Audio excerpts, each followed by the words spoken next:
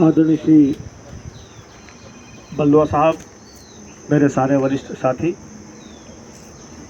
हमारे कामगार एकता के पदाधिकारी और मेरे प्यारे बच्चे, आज का जो दिन है पर्यावरण दिवस, इसके बारे में बल्लुआ साहब ने भी आप लोगों को बताया।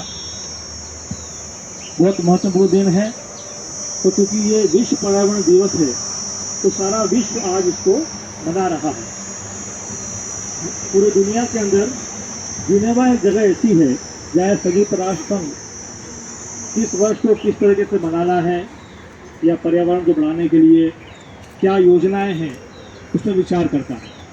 मैं आपको बताऊं कि आज जो है ये पर्यावरण दिवस विश्व स्तर पर सऊदी अरब में रियाद में मनाया जा रहा है और जो उसकी थीम है भूमि पुनर्स्थापन, मरुस्थलीकरण और सूखा लचीलापन। ये बड़ा महत्वपूर्ण है।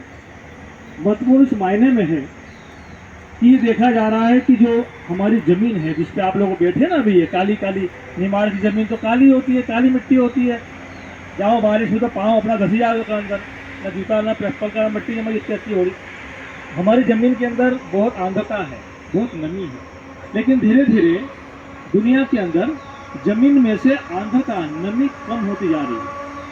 और जब ज़मीन में से नमी कम होती है, देखिए दो तरह की ज़मीन होती है, जहाँ बहुत पानी है या बहुत ज़मीन में नमी है, वहाँ मनुष्य अपने घर नहीं बना सकता, वहाँ कारखाना नहीं बन सकते।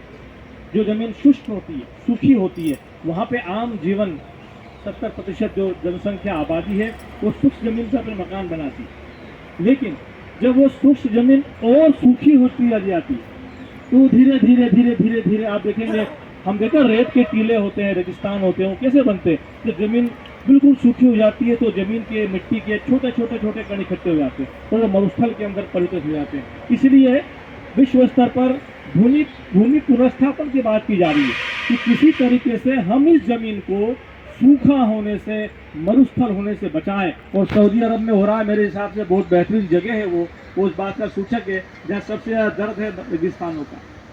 हमें भी ये कोशिश करनी है कि हम ज़मीन को सूखा होने से, बंजर होने से बचाएं। वो कैसे बचेगा? सीमेंटीकरण कम हो, भूमि कम बंजर होगी। हम भूमि के अंदर पानी देते रहें, भूमि कम बंजर होगी। और साथ साथ जो बता रहे थे पन्नी, पॉलीथीन, ये क्या करती है? ज़मीन के अंदर पानी को जाने से रोकती है। जब आप ज़मीन में पन्नी गाड़ दो आप, तो सालों साल हमारी कितनी पीढ़ियां मर जाएगी, लेकिन वो पन्नी ज़मीन के अंदर जिंदा रहने वाली, प्लास्टिक पॉलीथीन ज़मीन में जिंदा रहने वाला है और ज़मीन के अंदर पानी को भी नहीं जान देता। इसलिए बोला जाता है कि ये सब रोका जाए। तो आज का जो थीम हमारा है कि हम भूमि को पुनर्स्थापित करें। आपको बताऊँ, मैं इन दिनों ऐसा माना जा रहा है कि करीब करीब 1.3 बिलियन हेक्टेयर ज़मीन दुनिया की मरुस्थल की तरफ बढ़ रही है और उससे लगभग 2.6 बिलियन जनसंख्या जो है वो आने वाले 30 सालों में अपने आप को उनको हटाना पड़ेगा जहाँ वो रह रहे हैं। ज़मीन इतनी सूख जाएगी, पानी की समस्या इतनी बढ़ जाएगी। आज देखो इंदौर जैसा शहर भी नर्मदा के पानी पे जी रहा है। जब नर्मदा का पानी बंद हो जाए तो इंदौर, देवास, पीथमपुर, महू, ये सारे बियाबान जंगल बन जाएंगे, पीने को पानी नहीं मिलेगा।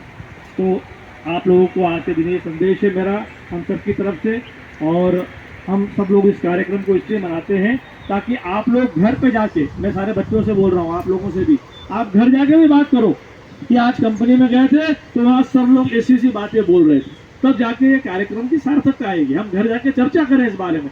जब हम धीरे धीरे बात करेंगे फिर हम प्रैक्टिस करेंगे, फिर हम हो सकता है 100 बार बात करेंगे, 2 बार प्रैक्टिस करेंगे, शायद 1 बार हम कर पाएँ। तो यही जीवन का क्रम है। मैं आप सभी का धन्यवाद देता हूँ। मैं धन्यवाद देता हूँ हमारी सेफ्टी टीम का, भाई अंकित का, भाई झा जी का, और मैं नहीं भूलूंगा हमारे पीसी दास जी है, उनकी पूरी टीम का, जो सारी व्यवस्था इसको इतने बेहतर तरीके से करते हैं। और साथ ही आने वाले समय में जो नाश्ता हमको मिलने वाला है हम सबको, उस टीम का धन्यवाद देता हूँ मैं। और मैं धन्यवाद देता हूँ आज के दिन प्रकृति माता को।